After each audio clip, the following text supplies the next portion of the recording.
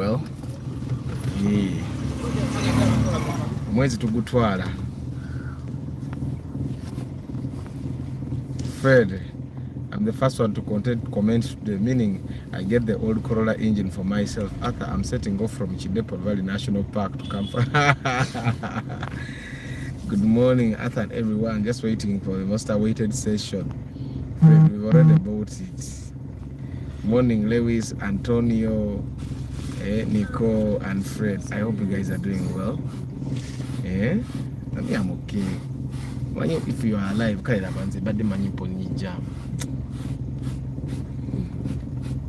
as long as you are alive, life is about appreciating the good things. Me, I'm alive.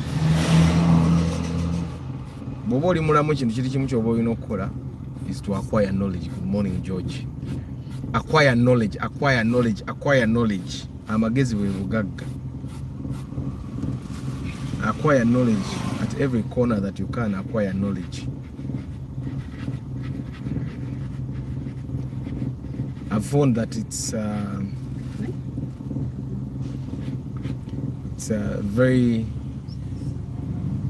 very empowering to be knowledgeable. Ndi humble nyo. Good morning, Jimmy. I'm not humble, you guys. Just tuli mujamu being sobedi. Manjamu akwata nebi kusobeda ngolaba. Tolina kyo mukoze nenga yakukutte. Yeah, so guys, I hope you're okay. So today I'm telling the story of the engine. I'm going to first of all start by giving you a few lessons. Muige Mani, every time you find something being told to you, you learn something. Oronda mbio yagala okuyiga maybe byota yagala kuyiga no bireka. Wakitegeera. Kakati like a year ago, I started noticing that my engine was consuming a little oil. Not too much, because by the time I removed my engine from my car, it was still functioning properly.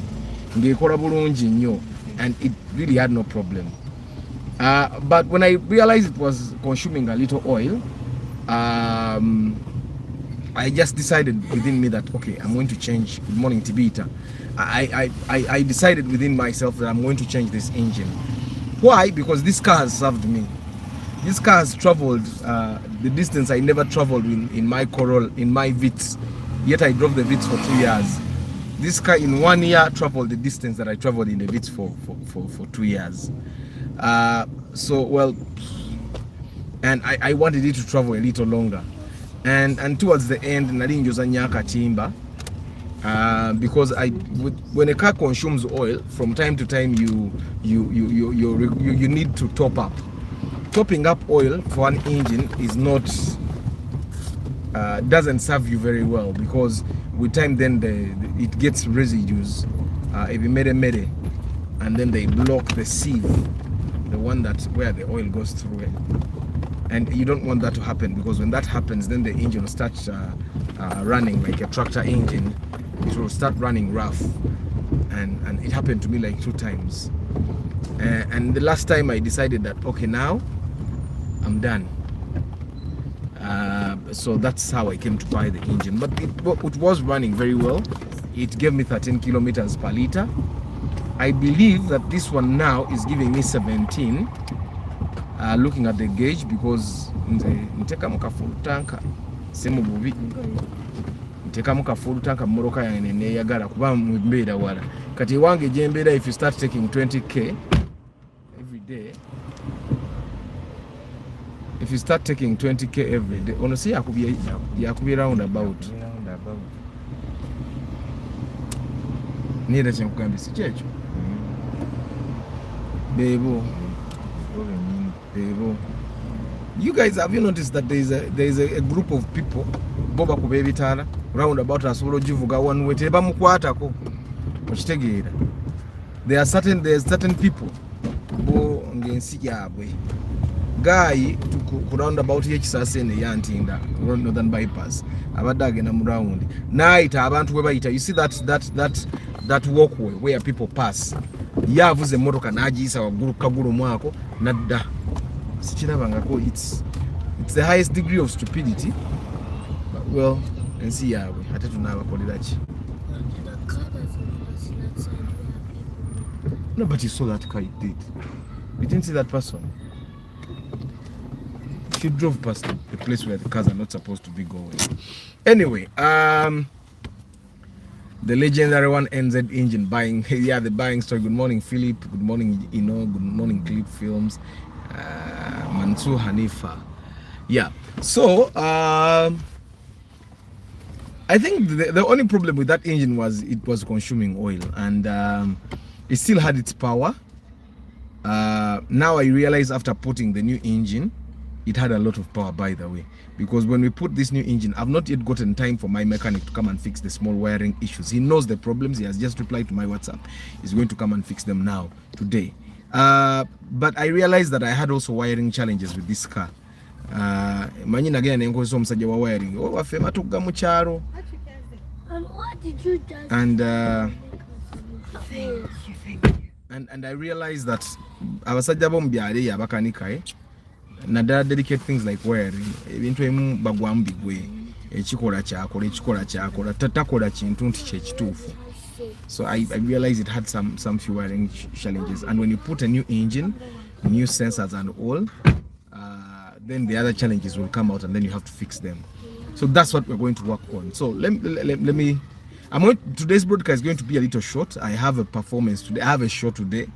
So and on days like that, I have to make a few phone calls here and there. So I'm going to try and be as descriptive as possible, but then I have to be as short as possible so that I can go on and make the phone calls I'm supposed to make. The mileage is right now, it's 17 kilometers per liter. I want 28 kilometers per liter. Okay. Yeah, but I'm going to work on that. Seen again, I'm Toyota Uganda Buda Praga Zangi. I'm going to go to plug to Good Morning Travel Life Vlog. Ezra, good morning. Second-hand taxi depends on what your budget is, but I'm thinking you can even get at 15. First talk to this person before you go, because I may not be able to talk to. That's why I have to say bye-bye very soon. So, good morning. Consumes oil, and yeah, I started talking about the issue of buying engine last year, and then I always had the money. Next week, I would have the money, Tuesday. and then I would do other things. I would have the money, and then I would do other things. Like when you be tanagwa, be a million bills be now goes okolamu ebirala. Okitegeera. Okay, sir. Shosiza mmwe nabagamba nze ndi muntu wa marketing, nnyo buli kintu kina target market yakyo. Kazino shows ina target market yazo era yejja neeraba namwe bwe nakola ezammwe ngenda bayita ate bubi nnyo mujje nazo muzirabe. The last time I did a general public show where all of you could afford could come was I did a Christmas Carol. I don't know if you've heard of that. A Christmas Carol at the National Theatre. I'm hoping to do that again sometime. Thank you. Yeah, so what's the journey? The journey happens, please.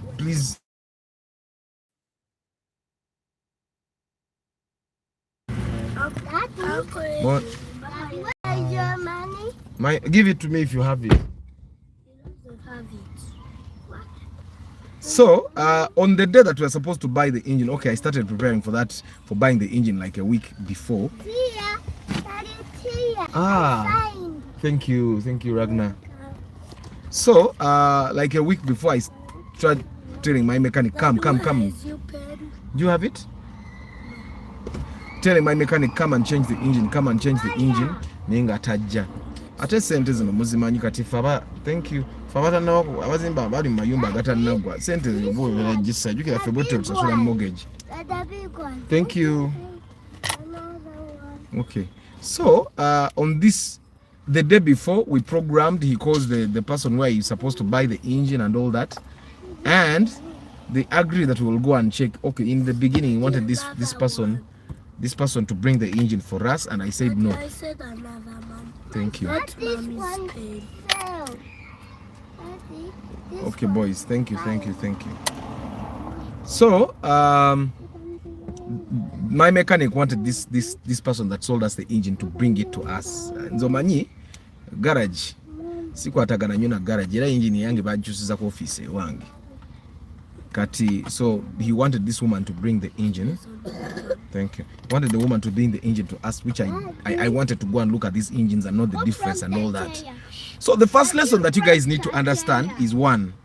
Dad, you broke the chair. Okay, excuse me guys, let me just answer this. Hello.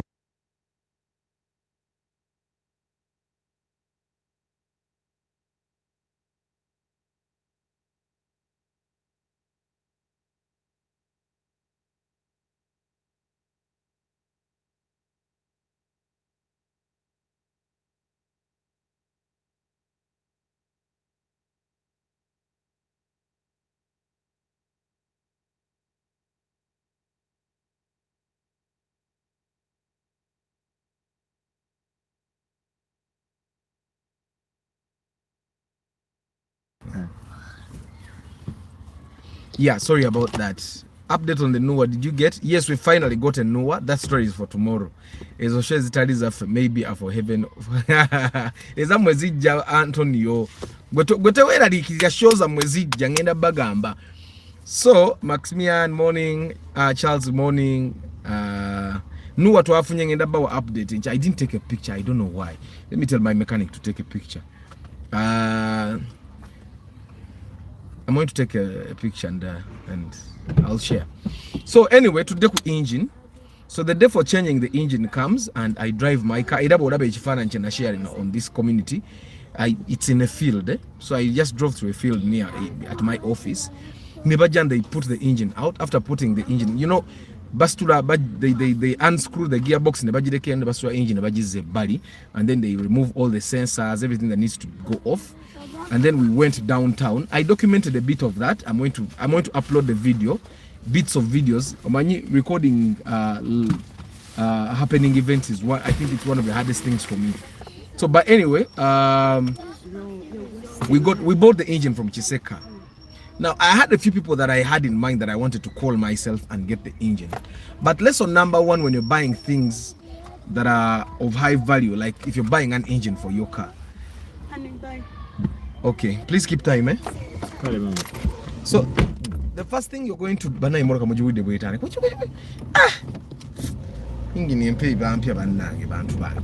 So anyway, we walk. I had a few people, but the first lesson you need to learn, first of all, don't deal with a mechanic you can't trust. Mechanic trust a gwawo mugobe na mechanic omulala. I think it's one thing that I've learned over the years. Me, I've changed mechanics. The mechanic yasoko kanike moroka zange yankanikira for 2 years from my very first car. Paka when I losing a trust nemugoba eyaddako te yali musiru mubbi musiru abba nakola substandard work oyo naye nemugoba ngoba abamu abalala bengobye mbagobirwa butategeera butamanya byebakola okitegeera. So, but regardless, never have a mechanic that you cannot trust. Excuse me.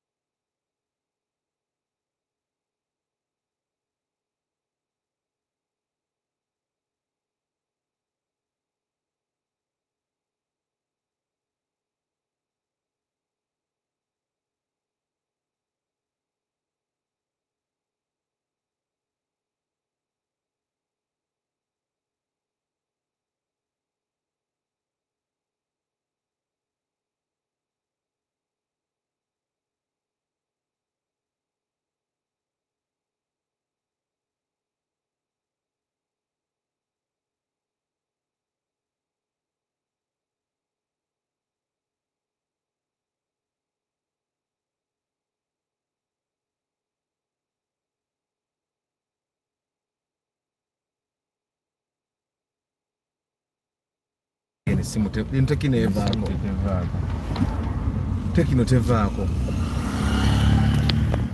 think the car will ask for a new gearbox with time. No, it's not even going to ask for it. I want to put 6 speed. I have 5 speed. I have a 5-speed gearbox. I want to put 6 gears. Anyway, so the first lesson je mbadde mbagamba tokwatagananga na makanika gw'oteesiga. If you don't trust the mechanic, let them be, because a thief, omanyi bagamba, bad manners just get worse. There is no person that has bad manners and they reduce. So if you have a mechanic and they are cheaters, they will cheat you even worse. So find a mechanic that you can trust, even the little bit, because the mechanic will never degree. Anyway, my mechanic is okay. So I had a bunch of people that I was calling, and I dropped them. Why? When we went downtown Echiseka, I had to see the differences in the engines. You know, the one NZ engine now the type that can come in my car is of course the one we put in, and there is another one that comes with the Sienta. The engine that comes with the Sienta has some differences, especially in the aeration of the engine, aeration, how it gets air, and that's the difference. In Tiabantaba, you can get the other engine cheaper than the engine we put in here. Some people don't know that. Your engine yangi ebuza amani kumacha. My engine, the engine we put in here, is a little expensive. Now it will take a mechanic that understands what you're putting in your car to understand. Then afterwards bw'obanyonnyola engine ki egenda mu mmoloka ki ng'ate bongeza ulobundazi. Hello, good morning Nyawo, how are you today? Yes, this is Arthur from Dynamo. I'm okay Nyawo. Sikamuko maso baba. We are starting at 9:30. Which ones are you going to watch? All the three, eh? Where are you coming from? You should set off. Okay. How many are you bringing? Okay then. Can I see you soon? Okay, wammeka obuli mu bucket yeyo. Bwa mutwalo ompe nyongeza. Omanyi bwe manange sebo kubundazi nange njoga nebuwera obw'omutwalo n'okusukkamu kwata akavera ka green buyiweemu anti oyinza okuyiwamu ate nesifunamu n'obanga nze gw'okubye ompe nyongeza mwe bagayi mulaba bwenjoga ku bundazi mpa obundazi bwonna bala toteka mu kaveera katono ateka mu kaveera akanene obundazi bungi obwo okubayiramu ka green. Anyway guys, so ninyongeza nga nyingi.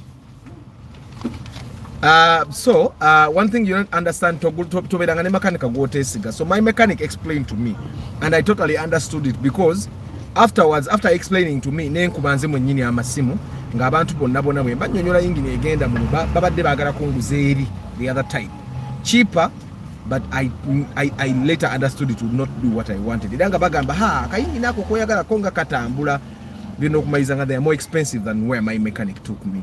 And you need to understand that sometimes makanika wajja kulyako sente, but it's okay kasita kufunira ekirungi. So regardless, we did not pay. That's one thing you need to why you need to work with a mechanic you trust, because makanika ebiseera ebisinga ajja kuba n'abantu baagulako kati nze wanga ina baagulako era bwe twagulako engine amumanyi. And you see why yesterday I was talking about the policy of goods sold, once sold are not returnable, and it's evil. Nti omukazi oli ku receipt kuliko goods once sold are not returnable, and I find that thing takes away a lot of trust. So I got a bunch of papers after paying, URA papers, the papers that you need to present to URA to make alteration in your car, and then also receipts. But this woman has goods once sold are not returnable. However, because they have a history with my mechanic, if this engine failed, we would take it back and get another one. Lesson number 1, work with the mechanic you trust, because the mechanic you trust will get you spare from a place where you can actually return even when there is a no return policy. So, and this has happened with a number of parts, like mulimu sensors that tugenda okuzzaayo right now ezajjira ku engine zigenda kuddayo batuweemu endala, because those sensors are not working to our expectations. So, but also when you buy stuff, always get receipts. Like if you're going to buy like an engine where you're supposed to do alterations with URA, always get paperwork. And make sure that it mentions engines in there somehow. Engine number. So we did not pay until we were sure that this engine actually worked properly. So what happened is we got the first engine. We brought it. We spent a day. We started putting the engine at around 10, and then at around midday someone calls me one new wanangambo mani Arthur. Tebuwera nakuwera. Sajja mwekola kamaro kudula kola sente we yagali. Nguzo obundazi nembu malawo na ye era sente zembadde njagala okugula. Nyingi ku bundazi obuliwo mbumazeewo. Era banga ali ye kisasa abadde bagala okujja wono omukyalo ogula obundazi ndojo jasanga olumonde ne sumbusa. Obundazi bomu maze kwata sente. Radio. Kola sente we yagali. Pale ne sumbusa za bbiri. Kola sente we yagali. Kola sente we yagali baba. Anyway, abantu banganti bagenda performing ati bagenda kosa amanyi manji katika bali ko bundaza ati bundaza bono omukyala bambi ku matebungi gwe sigwali singo children wuyo ono muto wange ali singo naye ebintu abiroberamu ntandise n'okulozwa mutwali wabugingo bamusabire sikutwala Today wagundi washeke tugende washeka atwedduwa mwe obundazi mu bulaba obundazi tuguze obuwera era abantu bange banagamba tebanywedde kyayi ono wawisha mpakinzeko emabega akimanyi nti nze mugagga leero akimanyi oba takimanyi akimanyi nti agenda gula lumonde aye kata kimanyi nti agenda gula lumonde ebirala mbiguze. Good morning Salmin, good morning King Daniels. Anyway, we got the first engine, we put the sensors and everything, then we put the gearbox, the engine ebe gendamu. Then the newer guy called me nangamba Arthur jango ko pre-purchase inspection nyine moroka nagisasudde. Anyway chokusasula ko tebachingambirawo. I saw a newer come and help me inspect, and then I told him, but you can't inspect only one car. If you're going to buy a car, you need to see options. And he said, okay, you come in Kawempe, and then I told him, I charge 400,000. Remember, I was just buying an engine. I said, why am I chasing money when I need money? So I told him, you put some money on my phone. And he said, how do I put when I don't know? I told him, okay, if you don't want to put money on my phone before you know me, come and find me at my office. And then he said, and then he said, then he put 50K on my phone. Then we drove to go see him. So we left the engine and incompletely done. So we went to Kawempe, met him, and then that's how we found out that this guy had already paid some money on a car that he wasn't sure he's going to buy. Mogada is actually 1 million. And then we told him, but do you realize that when you deposit on a car, you have already bought it? Because they even had an agreement that said they have bought a car, they have deposited 1 million, they are bringing the balance tomorrow. And tomorrow is today when they were taking us. So we said, okay, no problem. Let's go and inspect. If it's good, you made a good decision. If it's not, so we get to the NUA, and then we do whatever we're doing. The story for the NUA is tomorrow. Today is engine. So we finished the NUA, because remember the NUA had complications. We leave that place by like 4 p.m. 4:30, I think 5. Then we go back to the engine, and then we install the engine. Everything gets complete, and then the engine has trouble starting. Remember, those engines are normally kept for like 2 to 3 years. So it gets trouble starting, but it starts eventually, and then it has a rough idle. So it wasn't a good engine. There and then we told the lady, we are not taking this engine. You need to give us another engine. So that night, I took the mechanic's car. He took mine. That's the day I drove the RAV4, and I realized the RAV4s are overrated. They are not as comfortable as the Corollas. The SUVs are overrated. They are not as comfortable as... I actually sat in an X-Trail. The X-Trail is also not as comfortable as the Corolla. I sat in the Kruger. The Kruger is not as comfortable as the Corolla. So, we went home that day. The next morning, by like 9, we were already at my office. In the garage is kwatagana nazo. Office. So The next morning we came. I came late actually. I think I had stuff to do. I had a bunch of things to do. Nensanga mechanic abajemo the engine, and the second engine had already come. And so that's the good thing, to get things from people that you know. That they brought us another engine because this one failed. Buy from a person that has a limited options. Chitegeza tajja kuba na engine ndala eno bwegane ebeganye biba bikoze eki. Biba biwedde ate ng'olumu tajja kuddiza ssente aba yazidde atandika kutetenkanya ku mulirwano, which all those guys may not have good engines. So anyway, they brought the second engine, and the sensor bwana ne babujja kuli whatever needed to come off ne babissa kuno, and then we changed the oils, and enkuba neetonya nga tetunamaliza. It rained for like 3 hours. Yeah, so we sat, you know, ebintu bya Uganda ate nga tekirintu, it was my office ne garage zo nyine tezina roofs, so even in a garage they would definitely stop working. The thing with fixing my car at my office is that they have to finish it. In a garage they don't have to finish it, they might just leave it there. When it comes to my garage, my office, he's working on my car, so he's concentrating. That's the good thing. So we told for 3 hours. For me, I was okay. I still had his car. If it rained and it didn't finish, he had to take a border, and I take his car. So after raining, it come. After the rain is done, we fix the engine in, and my God, this engine started right away. It just had rough idle in the beginning, probably because of the seating in the shops and all. I drove it that day, and it's okay. The engine sounds very, very new.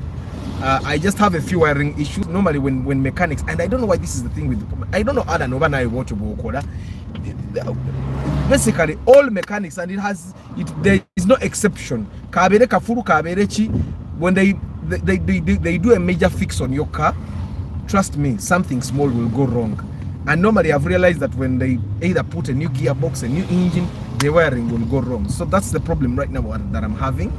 Of course, my car had some fuses that were badly put in the beginning, but me, I was okay with it since the car wasn't stopping me from moving. So, but then we bari bateka kondoza banabana abasi babaina wires zimu zeba kutura and all that. That's what my mechanic is coming to fix today. And but regardless, when we put this engine, but for like 2 hours, I've not yet paid. And we went up hills, down hills, that land, blah blah blah, and then the engine was okay. And then we went and paid, and then I got a bunch of papers. And this bunch of papers is what I need to go and get alteration done at your end. Don't forget, if you change an engine, you need to do alterations. So since then, the engine has no problem. It starts properly. I had to change plugs. You know, mechanics have this confidence with the plugs that come with these engines. Plug from Toyota Uganda. So I changed those plugs, then take away zange. And I think this car is giving me 17 kilometers per liter right now, looking at the gauge. But I want 28, because according to Google, which I don't follow normally, Google says this car is supposed to take me 40 kilometers per liter. And I totally understand that if it's new in new condition, which is this one is not. I also understand that it has to have very good air cleaners. I understand that we have number 2 in Kampala. And I also understand it has supposed to have the original tires. Mine has the 195. The original tires are supposed to be 185. So I'm going to change my tires, and I'm going to put 185. Why? I'm trying to milk all the mileage I can get out of my car. So that's one of the changes I'm going to make.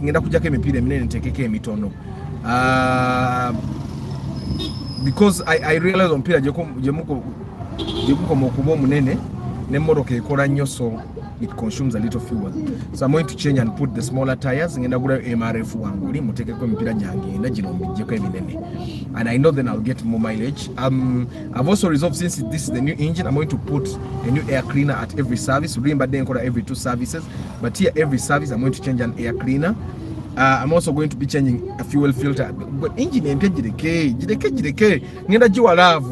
so now I think now the question would be, Arthur, how much did you buy the engine? Because okay, so my comment is good morning, JK Sikubuzisa, good morning, Lemon. Bana ka engine kareke. neyagala sagala na manyina nako n'omusirikale ndoza bwanyimiza nyinza n'omuvuma kati nyina yingi nibyo nyimiriza bwe nakwata benzi ate bwe nakwata benzi sagala nyimirira na maaso njana bawoni ngango yimidde makati gekubaawo Arthur, me I want to get a good Ipsum super or Mark 2 Musotati gekemeka tegeka million nga musanvu ekitono. But then if you're comparing Mark 2 Musotati to Ipsum okujja ngogenda kola school van guna Mark 2. Reminder, tomorrow as you give the newer story, combine it with media vehicle 10 to 20. Kare Alan, greetings from Team Musota. Alan joli I'm late but anyway good morning. Yes webale kuwagira bundazi naye tukwate kubundazi nange wenywe njoga mulimu abagenda bajogera mabara ne banywa mpuliro mu wayo kubaita NSC wayo kubaita Jonewo siroko banywa siroko Remi Matini okungate siguma tolaba video ya Shoni Peda seje myenge siri kati waliwo abajogera myenge nange njogera ku bundazi bucket nju yodde yonna kato ngamba kuba hambo oyo children asulao. I always see her in the broadcasting as she's taking a border. Gwe abantu kabetegereza oyo children yate ko kuba asulao naye ono muto wange aloba njo kuba moroka mgaja tukutwaleko. Do you have a party for bundazi? No, I have a show Charles and I have like 18 people that I'm working with today and they're going to take tea. So and bundazi they need sugars because they're going to work a lot. We're going to work non-stop okuva wentuka ku theater went paka ruguru saa 10 Good morning Solome. Good morning Mwimbabuzi. That tactic is for brokers. They always say sibako akakade emodoka bajja jitwala and then you think it's good and you should not lose it. Definitely that's what they did to them. Nena banyumiza story ya Nuwe nchaba nange. Mavo gadget biboyera.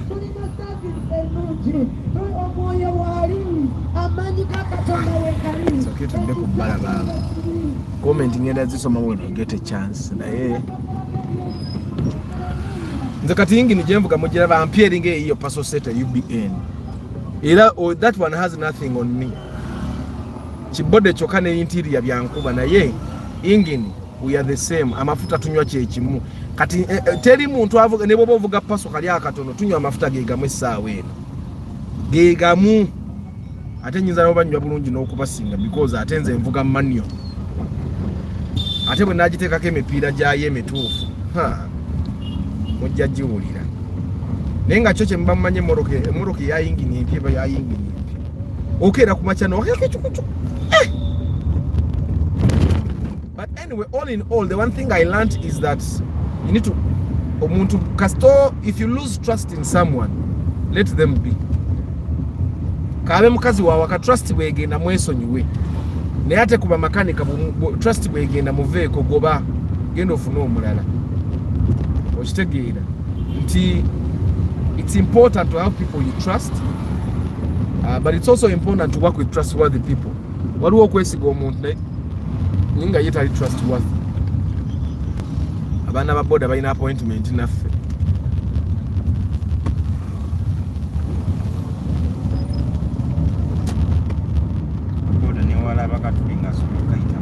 Itawo brand new zero mileage Toyota Starlet ya milioni 7.9 zino zoba zoogedde naye 7.9 nga bongedde mu nnyo nze nga bangamba nsanvu. Kati for you people abalina akasente kamwe nga you want to get a good deal Starlet etusolo gifuna ku milioni 7 si 7.9 nga bwe bagamba tuyinza bifuna ku 6 nga mu 8 bonkwata obulungi. I know someone who knows someone who knows someone kane megenda kaserengeto kane naako afite wano Arthur nze ndi wano neyagalira mu kibiina. Amina bize bweyagale you will check ground connections, they can easily be underlooked. Yeah, ground connections ebyo engeri ate engeri gye bamaliza nti bamaliriza so but it's going to come and fix that. Is it 40 kilometers per liter on Google? It could be 40 miles. Anti kati awozi nazikebedde nga zirina kuba 40 kilometers per liter. I did miles to kilometers. But anyway, me I want 28 kilometers. Bije sagala 40 zaabo. The 28 zimmala. Mbenga avuga lite emu n'ekitundu okuva ewange emu n'ekitundu okuddayo gwe mutwalo gumu 12 nambeera mu kyalo. Yes enu yo Hoima representing. Yes, John, how is Hoima? Good morning, Tumbu Abiri. Raymond. Raymond yumodo bera ne milioni nga 19 kwa abiri. Motoka ezo bazisera mu kibanange. You see that Verosa there, emotoka bagita Toyota Verosa, it's the same as the Musota. It's just that this is much more prestigious car chenyinzo gamba terabika kale. Also it might be a little more comfortable, but erimu engineer beams 2000. So the Verosa, ate Verosa bagisera muko kusinga ku Musota, but is a motoka yem neyo mark 2 grand. Kati Verosa inzo ba mwaka gwe gumu ne grand yeno. Lero akwa Verosa terabika. Get time and talk about the new number. I'm going to do that definitely. Kamalirize shows zange. I'm going to tell you how much I spent. Like Musiteke ko, we got a new engine for our broadcast. Amina ata engine ajikavya ngase koko.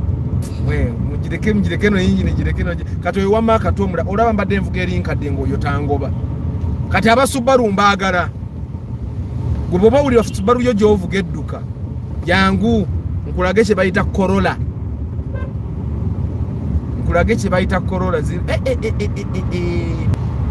So I'm going to tell you the total amount I spent.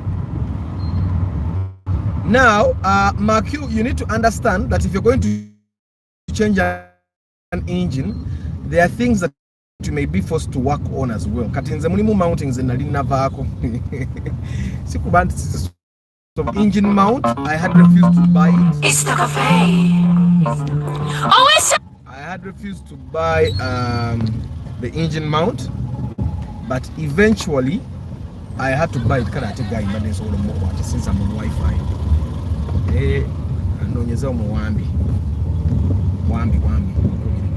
So your engine mount nalina gano jigula, there is a mount, a gearbox mounting in front there nalina gano kujigula, but because we were putting a new engine,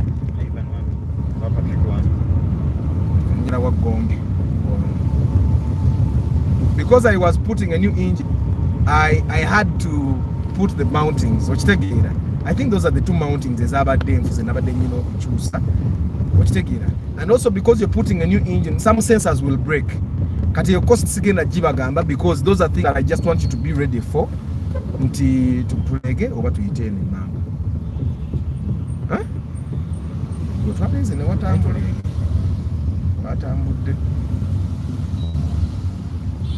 Hello. Yes, good morning, Mr. Wambi. Good morning, sir.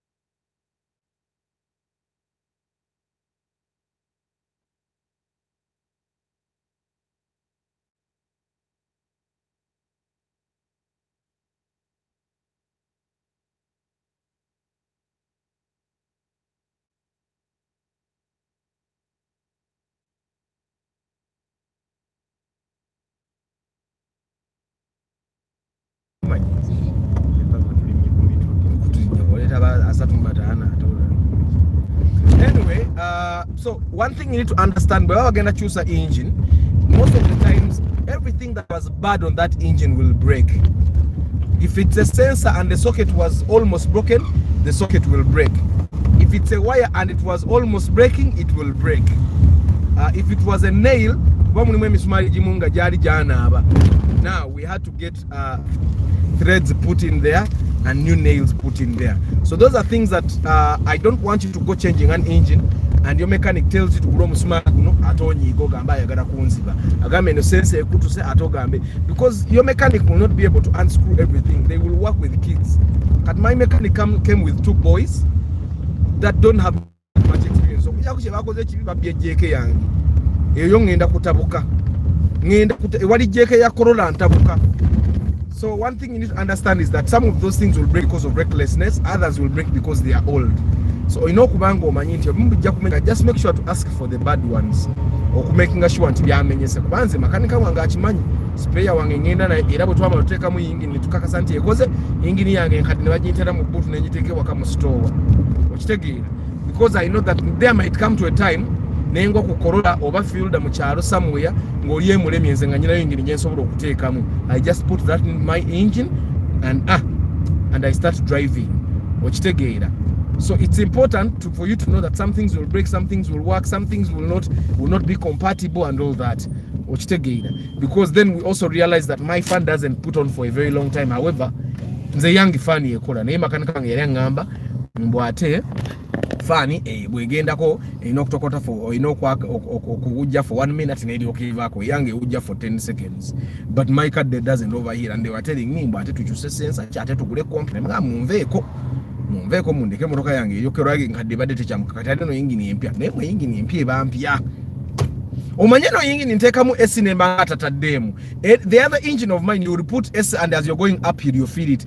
This engine you put AC and it's like you have not put AC. Okitegeera. How much did you buy each engine mount? I'm buying one for today for my Spacio. The engine mount was 150. Because the engine mount is like the main kubate bajinyeganamu, and then wetwagirita engine nejimenya guy natuwamu endala anaki.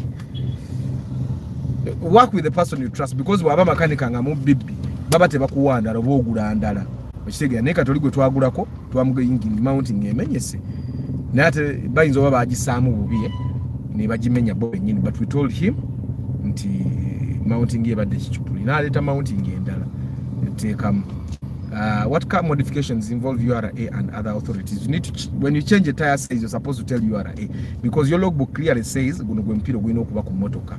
Kati bwebanga gujidako 14 gwe notekako 15 oba kujidako 14 195 gwe notekako 14 205, you need to tell URA that okay, I please tell me, help me, allow me to change, and they change. Oba kati the Ministry of Works, the tire size, engine akayuma tebakiriza kakyusa, but when you change an engine tell URA, when you change tire size tell URA. Those are the two. And color also, bochusa paint yemoroka you need to tell URA. Kanzije nkulaga amaanyi ga ipsamu tekuyina motoka mmwe wali Corolla typesamu. You people, you don't know this car. Leave it alone. Excuse me, hello.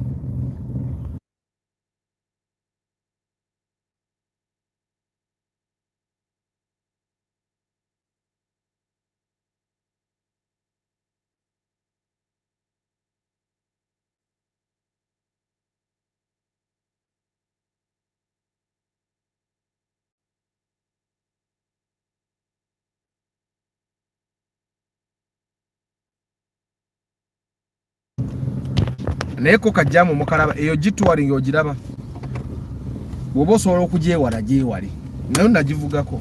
Some people ndoza bembaga moloka ze navuga either balowooza ndi mukadde nnyo oba mbalimba. Siri mukadde nnyo. On average nze bwe nalina akatane kuvuga moloka on average omwaka nvuga moloka 4. Okitegeera kati nkuze bukuzi okwesanga nti mvuze Corolla emyaka 2, but on average nalinga nvuga moloka 4 omwaka. Eyo nagivuga emyezi ng'ena nentama ngenywa manyobo muluka nabo baba watandise kwechokola you wish you had bought a Kluger. Yeah, so tugende maso nembozi Verosa, Brevis, Musota, Cresta, Chesa, Alteza are brothers. Yes, definitely. Since you've been consuming a lot of energy drinks now, your ringtone is Mr. Caffeine. Neda Muna, that ringtone, this is the company phone, and I have no idea what ringtone is in there. Normally I'm not the one that handles the phone, someone else does. But on days like this, when we have tukwatagana even to VNG, I end up having to do some phone calling as well, or phone answering. Musota over grand. That Verosa is like the grand. Togura Musota over innocent is a good grand. Togura Musota over innocent is a good grand. That's one thing you need to know.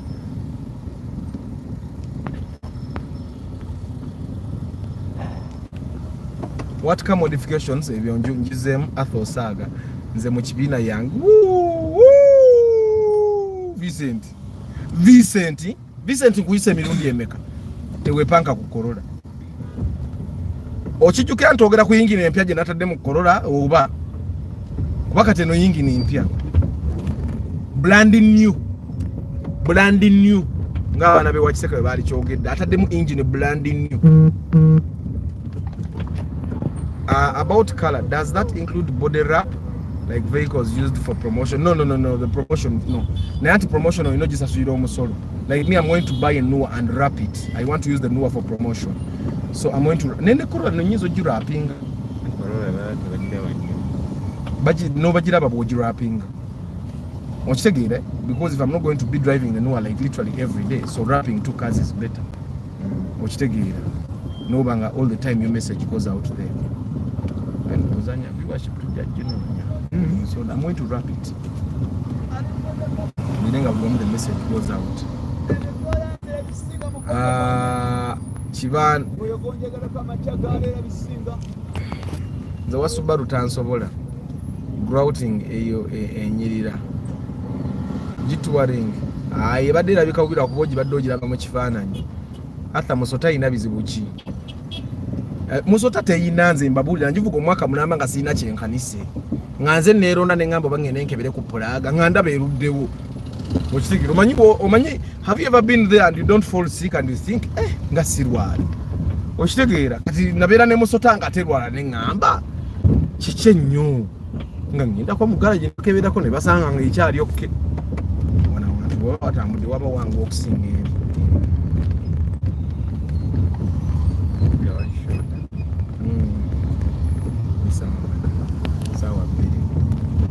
Chamanyi mixer ya femka yigula check taba wali kali nangu hata Subaru ina 2.0 awo bato malako matini ekintu kiri kimu kyolina okumanya emmotoka zino ziraba zirimu ne skill z'abavuzi omusajja wa RAV4 enempya ya neba biribina ya nepankako neninya yingini yange nefuwa n'omukka gwa white era katoye wa RAV4 wali atya Corolla zonna kirabika bwaziraba azigugumuka n'ekiro 2.4 the guy was 2.4 liter. I was my engine that was consuming oil 1.5 and my brother namukuba ekimoli ku Northern Bypass muli bamne skill y'omuvuzi kati ate yange yino manual. One thing I know about Subarus is they start wano mukupasuka but tugende nga tuteredde awoljo okumanya nti Corolla nziru njagalayo wa Subaru omwajje kati ate katika nyina mu yingini eno njagalayo wa Subaru oba oli eyo ng'oli wa Subaru nkwagala kama I show you osiba sente tetugenda bya bwerere tulina okusiba sente. Yeah, we have to put money. So you guys, since we have 52 people online, kampisewa karango kange, I do pre-purchase inspection. If you want to buy a good car, you don't want to buy a car in Zibe, let me make it clear that this week I saved people from buying a stolen car. I saved people from buying a stolen car. They had even paid 1 million. Ngabasibyeko. Omanyi babuka bagezi. Akulaga nti bwotagisasula wali wagisasula. They had paid 1 million. Ngabali babali menteri mu kanungi ngeyo musimanya eri mbusubuzi simanya biki. Basaswa ke million. When we went there, then we realized that emotoka yabadde nsibe. Era n'abantu bagidusizawo. Hello. Good morning, sir. How are you?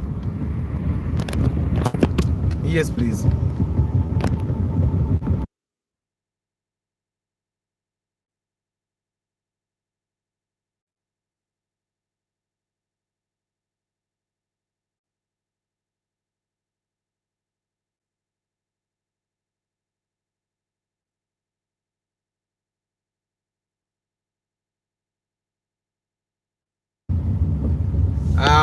Arthur, your trackers olinamu eya video like hidden atena taira video nedda eye kuba marobozi ate naye ate na marobozi tega recording are supposed to call and listen in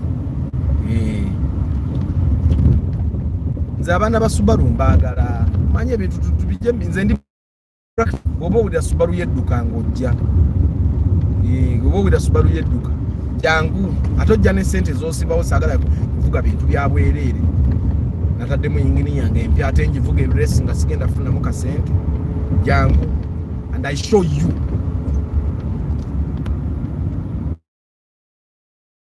what makes a Toyota Primo lose power while climbing. Ante bisere imwe sobora kuba knock sensor.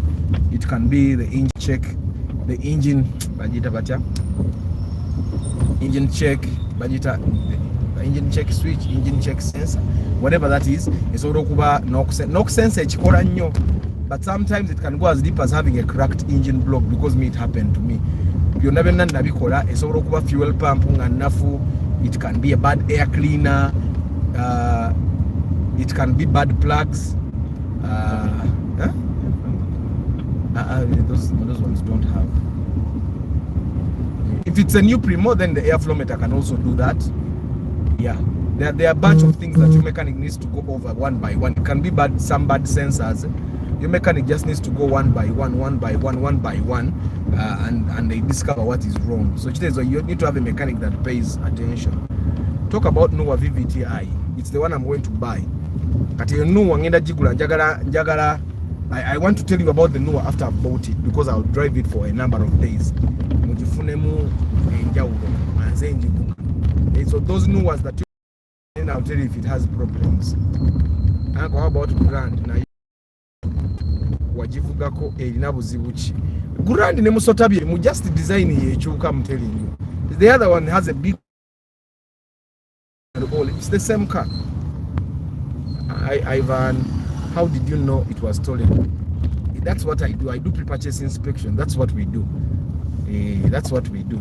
I can't tell you how I knew, because then you will not give me money for pre-purchase inspection.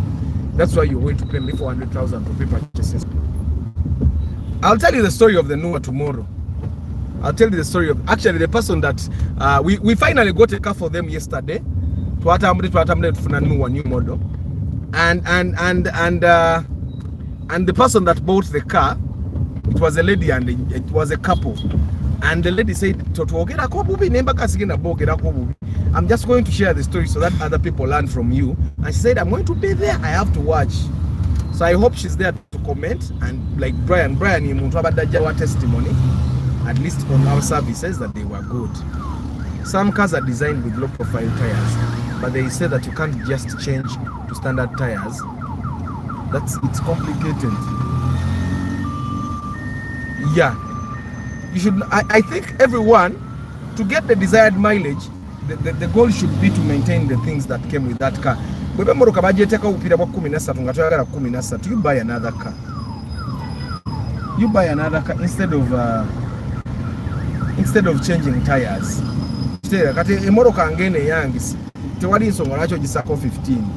You go 14 years. You actually put the right size in you'll have peace as well. Now after I'll get my 28 kilometers per liter after putting. I never ask me 28, you have 25. Because the ring in Kadiva them per 14 to 15, 13, 14, 15. So you guys, the pre-purchase inspection service I offer it to you if you're going to buy a car. I help you not lose money. Or saving a sente or ofune moroke nunji, and most of all, the worst experience that I don't want anyone to ever get into is buying a stolen car. And you know, it's a funny thing. All the people that have saved a lot of money have called me last minute. Like these guys, they called me on the day they were going to pay the balance. They were buying this new 9 million, and I thought to myself, I told them the thing. You need to ask yourselves why. And indeed, it wasn't straight. Anyway, if you are engine in those Kambabuli the same, Najikuza million billion name it 2.2 million billion name it is another engine here.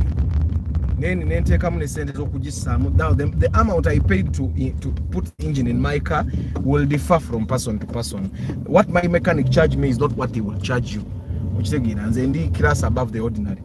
So I of course in the Tebansera Katugwana kusera chitwala anti ezi bwetoli muntu we walulango tomufunira n'abakasitoma kati nze mufunira abakasitoma so tayinza kunkyajinga kyekimu ng'abalala. Anyway guys, nyina okubasiibula munzikirize leero sigenda kwogera mannya but lwaki sigoogera twalayo mixing laptop ensawo yange gireke naye mixer giwe meba gigire mangu mangu. It's usually performance cars that are designed with low profile tires. That's not the case with majority of cars in Uganda. I once had a Mark II low profile. Uli ajichusa natekako yajirako low profile 17 natekako a normal tire of 16. Jangu jayi wano boom ne extension eri mawega ku dashboard. Edwin yango mukwatireko boom ziri awo then extension eri emabega. Was a police report made about the car stolen? Bagidusizaawo. But of course it's not my job to go and report a car that was stolen. Okitegeera. It's not my job. Gochomanya chiri chimu nti when the facts don't add up and then the car is taken away from the location. Kati ebyo bibuzo byogamba nti was a report done. Ebyo bibuzo byaba investigator. Okitegeera kuba twayagadde no gitwala ku police and they ganged up on us nga bagala tukuba. There were so many. It was near a garage and the owner was a mechanic. So we twayagadde gitwala police, people ganged up nga bagala kutukuba. Nitubaga kati mumanyi you just give us back our money. And they gave us back our money fene tugenda. So now that if you lost a Nuwa, you can call me nenkulagira when nasanze Nuwe. Okitegeera. Gwe nogenda ate tontwala nganze nkuyambi yeko kujifuna nze nkulagira gwe nogenda newe sortinga. After you are two fight, I'm happy now. You reason the ignorant TikTokers. Hey, JK is right because of traction, definitely. Good morning, Sanji. How did you know it was stolen? I did verification. Tetukula moroka itali verified. Ate tetukula moroka nga transfer cannot be done. The moment we said can we get the transfer forms, guy natandika okujiraja ntumunga katugaze yakasente otufune transfer form nanyira nga ati tayagala kubanja. Trust me, the red flags. At that moment we did not know. But then the next morning I went there and moroka bajijjeo bagitutte. Tekyaliwo mu kifu.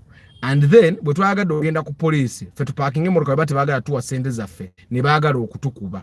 Okitegeera. Let me tell you, me I don't buy a car that doesn't transfer. Then we called the person that was in the logbook ngabuzabuza tali clear. Then it had changed number plates. Then the car story kanjiba wencha mwe bagayi. Mumbuze ebibuzo mtalina kumbuza leero. Kambabulire story encha ya Nuwe eyo. Okitegeera. Story ya Nuwa kanjiba wencha. Fred Adukule, Nicholas, Antonio Remy Lewis, George Senkubuge, Jimmy Tibita, Mansur Hanifa, Innocent Mugabi, Anthony Philip Emenu, Access News, Clip Films, Chris Da Vinci, Travel Life Vlog, Tukwasibe Ezra, Abi Maximian, Charles Nkugwa, JK, Clip Films, Hamid Black Seviala, Limon Solomon, Alan, King Daniels, Salmin, Nkugwa, Solomi, Mavo Gadget, Luboyera, Benjamin B, Oriech Eric, Ojambo Henry, Mande John, Tumbu Habiri, Seboa Raymond, Kumunjara James, mulowoza sibebo abaengage nze leero Tabo, yes Tabo, Okiro Solomon, Lucky Mose, Griffin Ivan Kabonzi, Seboa nkwogedde kondowooza, Nsanji Phone Solution, Edwin Mugerwa, ndoze ekyo nkimaze Andrew Okuni. Ekya Nuwa story ya Nuwa ngenda jiba wencha banayi bagayi. I wish you a very lovely day. Wish me luck today and see you tomorrow. Ciao.